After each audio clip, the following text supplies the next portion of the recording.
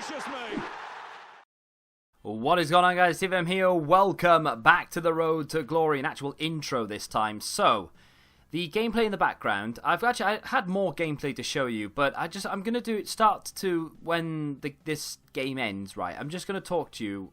We don't normally do this on the Road to Glory. I was gonna make this into an individual video, but we are kind of like a little community on the Road to Glory, right? So I thought I'm gonna share it with my mates rather than just with the whole channel. So if they don't want to tune into the Road to Glory, then that's their deal. But you guys can listen to me rant for 9 minutes, and then we'll get into some SBC related things.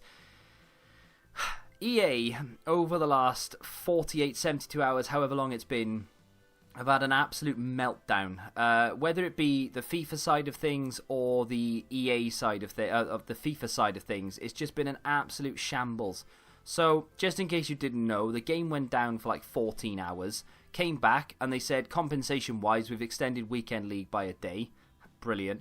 And then they went down again for 10 hours. This was EA-wide, but still, came back, and they said, we've refunded everybody's 2,000 Weekend League points, which is all but irrelevant to the majority of the player base, especially those who don't play Weekend League. I've not entered Weekend League this week, so my compensation is 0. If you haven't entered, you don't get any compensation. If people don't play Ultimate Team but they play pro clubs or online seasons, or they just want to play against their mates or something, again, not that I can think of in any way that they can give compensation, but guess what? They don't get any compensation. They didn't even get a sorry. EA didn't even apologise. They literally just tweeted out that due to unforeseen circumstances, they will be refunding points because they can't extend the Weekend League. They didn't address squad battles and the fact that people have had 24 hours over the weekend less to play squad battles. Now, why is that important? Well, Madden, right, were also affected by the second outage, not the first one. So Madden were down for 10 hours, right? That's an EA company or an EA game. So what have Madden done? They've extended their Weekend League by 2 days. They're going to have to push rewards back a day, otherwise it wouldn't work. But they've still extended it. Okay, fair enough. The squad battles, what they call solo battles, they can't extend it because it's finished. But what they're going to do instead is for the next squad battles or solo battles week, they're going to give double rewards. So for instance, if you finish Silver 1 in FIFA and they give double rewards, instead of 2 15Ks and 7K coins, yeah, you guessed it, double, 4 15Ks and 14,000 coins. How awesome is that? It takes no effort whatsoever just to tweak it for 1 week. I would be chuffed to bits with that. I've got to play squad battles anyway because we need to get that foot swap player. So I would just play that all week instead of worrying about anything else. Make sure that I finish relatively high, you know, gold 2, gold 1, maybe even elite 3. Pick up some decent packs, some nice coins, and that would be, okay, I've still got to work for it, but it's at least a semi-decent way of saying sorry. The other thing then, I mean, that's Madden. Madden do that, but FIFA have not even acknowledged it. Madden was straight away, community manager was like, we're sorry. This is what we're going to do. This is what's happening. Our community managers, they don't know anything because the people above them don't tell them anything. Oh, don't worry, lads. They're still buying FIFA points. Forget about it. That's basically what's happening, right? I'm livid. This goes much further than just 72 hours of connection problems, right? The gameplay is unbelievably inconsistent. It's far better to play squad battles this year than it is to play online for gameplay experience, because online you get absolute nonsense where you pass a ball left and it ends up going right. You play it to the right wing and it ends up going out of play on the left. It's ridiculous. They removed time finesse shots, which for me personally at the time I was gutted with. I'm not that bothered now because, as you'll see in this gameplay coming up, I scored 3 goals and they are all but identical, one of which is a corner, but I think you kind of know where I'm coming from. In fact, I think the first goal is not too far away, but why he slid there I'll never know. I was livid when that happened, but either way, they removed time finesse shots. If you put the game in its current state, right, on what are we, May the 6th? May the 6th, 2019. If you put the game next to the September the 21st, 2018 version, which is day 1, more or less, I honestly, right, I bet you couldn't tell that they were the same game. They are night and day. They're so far apart from being the same game, it's unbelievable.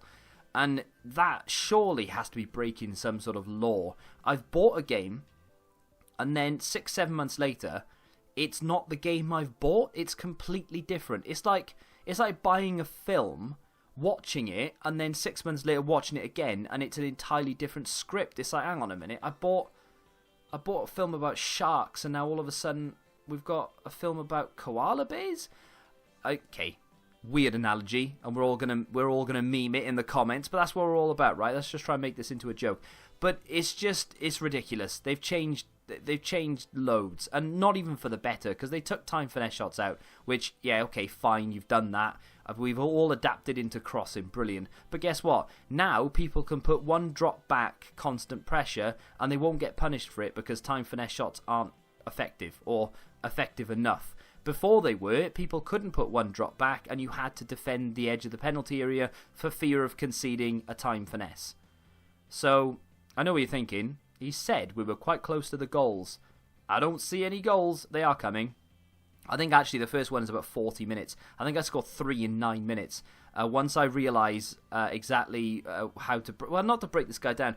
Basically, right, and we're going to move away from the rant about EA, because going into FIFA 20, I swear to God, right, if this isn't improved, if the gameplay isn't better, I'm not going to stop playing it because it's my job, right? I kind of have to. This is the goal, I think. We scoop it, we dink it, we head it, we save it, we have another go, and then we score. And it's basically another 2 carbon copies of that. Well, that's just the meta way to score goals in this game, and I apologise if you hate seeing cross goals, but guess what? They've taken out one of the major ways to score, and they've left this broken mechanic in instead. So, my guy here has already tried to score 2 headers against me already. You know, he's tried to cross the ball twice when he went forward, and I've just tried it there. I think that was the second time I tried it in the game, and I managed to get the better of him on that occasion. But I think that's probably what you're going to see from me every time I play online now. Either I'm going to get a lucky break through the middle, or something like this where we get the ball down the right hand side, and instead of playing a stupid ball across the floor, I'm just going to have to dink it up and try and get the ball in the back of the net. I think this is another goal right here, actually. We flick it, we knock it back over, we use the strong foot to cross it in, we're going to get a corner, and we score a corner goal. But again, it's going to come from a cross, essentially. FIFA 20 needs to improve. I'm not going to stop playing it because it's my job and I get paid to play it regardless of how bad it is.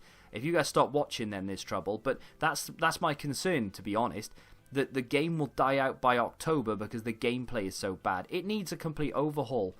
You know, you can't play a game where drop back 1 and constant pressure is the best way to play it.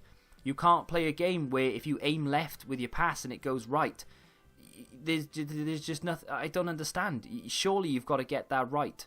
You can't cock something like that up. You need to get the mechanics right. So it needs work, a lot of work. The menus, to be fair, if they keep the League SBCs repeatable and they keep giving us decent SBCs, if they give us SBCs and some decent SBCs throughout the year, and they keep going with the promos and stuff, I don't really think they need to improve the menu content. It's the gameplay they really need to focus on. In my opinion, if they were to focus on gameplay and improve just 2 or 3 of the mechanics, and then they were to extend Weekend League to Tuesday morning permanently, like they have done this weekend, and then maybe give us a few, not many, 10, 20 maximum, grindable players through. That's the final goal, and where my guy decides he's had enough of crossing for one day. And I don't blame him at all, because that's the game I played previous to this, by the way. The guy beat me 3-2, and all 5 goals were crosses. His 3 and my 2.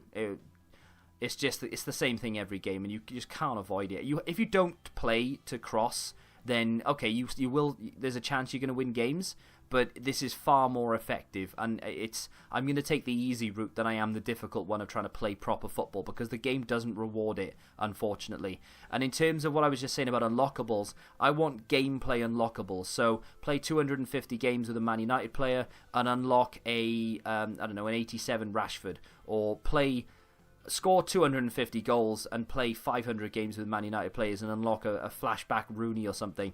But something that you can work towards throughout the sort of life cycle of the game. Not something I'm going to be able to complete in a weekend. Something that's going to take me a long time. I'm going to go through the catalogue and go, right, okay, it's kind of like League SBCs in a way. How far am I away from this objective? How far am I away from this objective? And so on and so forth until eventually you unlock your player. He's untradeable. You put him in the team. Happy days. Maybe there's milestones along the way to keep you incentivized. So, if that's even a word.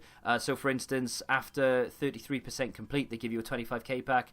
After 66% complete, you get a 50k pack. And then the completion, you get the card.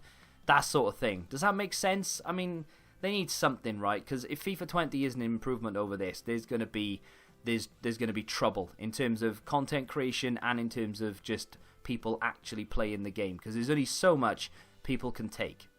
So the screenshot you're seeing right now is from the stream yesterday. Now, there's a bit of an explanation here. I suppose to a degree there's an element of trust. I'm sure a lot of you, or some of you, would have been in the stream yesterday to be able to back me up on this, and you can go watch the VOD on Twitch if you want to.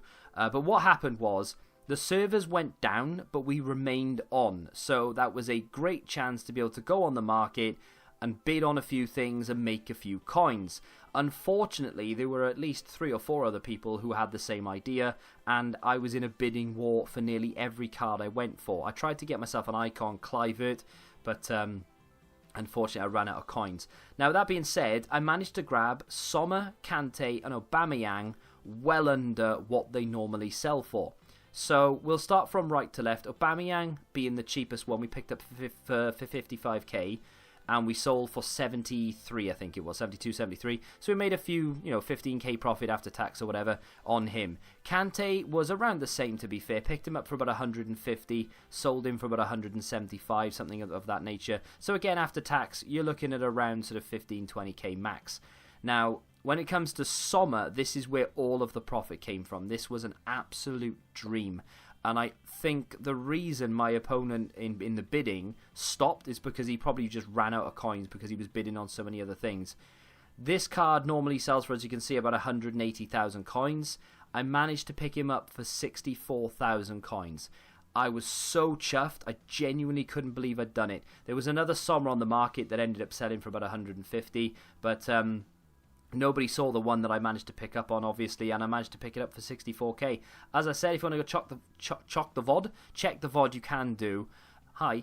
But I do apologise I couldn't get that for you. I honestly thought I was recording at the time, but it went mad yesterday. We had hundreds of viewers and subs and bits and follows and all sorts because the servers were down. The stream went crazy. So everything went out of my mind. I didn't know what I was doing. But we made a lot of money on him and on them in general. So with around 120k profit from the whole thing, maybe even a little bit more, theoretically speaking, we could go and buy Bale for this team, which is ultimately the team I'm thinking of building into, as I probably would have showed you yesterday. But I think Blanc will be done in the next couple of days. I guarantee it. I need to do the loyalty. I couldn't do it yesterday because the servers weren't working, and that's what I wanted to show you today. We would have done the 50k pack from the 87 rated team, but unfortunately I haven't had a chance to do it today, and the servers were down last night when I wanted to do it.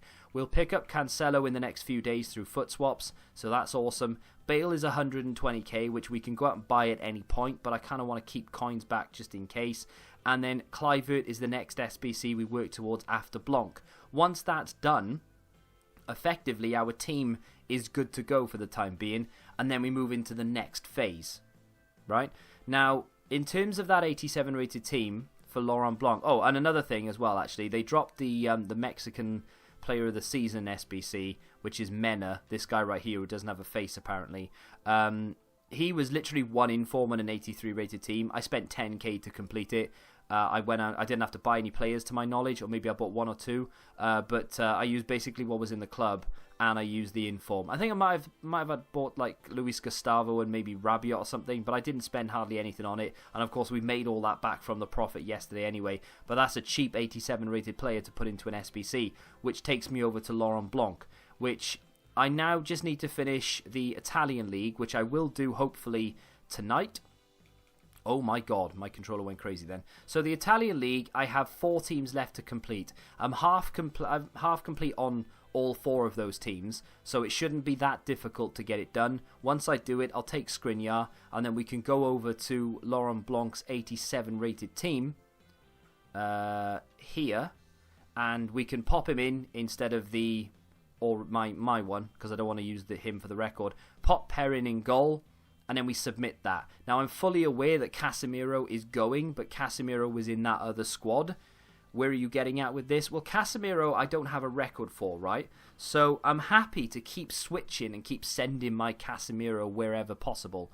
So because I probably won't play that many games between now and the end of the game unless something crazy happens and there's a massive incentive to play. So I'm not going to play a stupid amount of games. So the record that we have on this Skriniar, we won't replicate that again. I'm not playing 600 games between now and the end of the game. It just won't happen, right? So maybe I'll play 100 games on this account between now and the end of FIFA. Maybe I'll stretch to 200. We'll have to wait and see. If you include squad battles, maybe more. But we don't have many games on Casemiro, so I'm not bothered about the record. So what I'll do is I'll submit this once I finish the Italian league. We'll put Perrin in goal, job done. I've replaced Cruiser down here with Mena up top, and it works chemistry-wise. As soon as Perrin is in goal, we get bang on 60 chem, and then job done, right? We're laughing. In fact, I won't because of loyalty. I'll actually lose a chem point for loyalty, but if I convert him down to a right mid, then that works out. So don't worry about it, right? We'll work it out. We can submit that, and it'll be gone, and I'll hopefully be able to do that for tomorrow's, maybe not tomorrow's episode, but maybe the next day, maybe Wednesday's episode. And then the 86 rated team is a very similar situation. I need to finish the Premier League, which I'm hoping to do tonight. I just need to do loyalty on Man City. I may need to buy Verratti, and then I pop Perrin in goal, and we're all but there. And that isn't anyone I'm using in the other team apart from Barzagli and Perrin, but I'll buy them again. They're not expensive. And then that's done. It's gone, right? Then that brings me to the 85 rated team. Now the 85 rated team is a bit of a tricky one because I don't really have many players left at that point that will actually go into this. Although I have literally just saved Max Cruiser, who isn't being used in anything. So I could maybe get away with popping him in there for rating and then have to worry about the chemistry at a later date.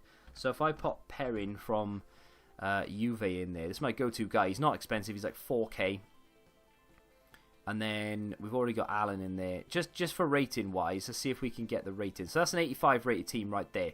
I might even be able to get away with an 83 rated card. Yes, I can.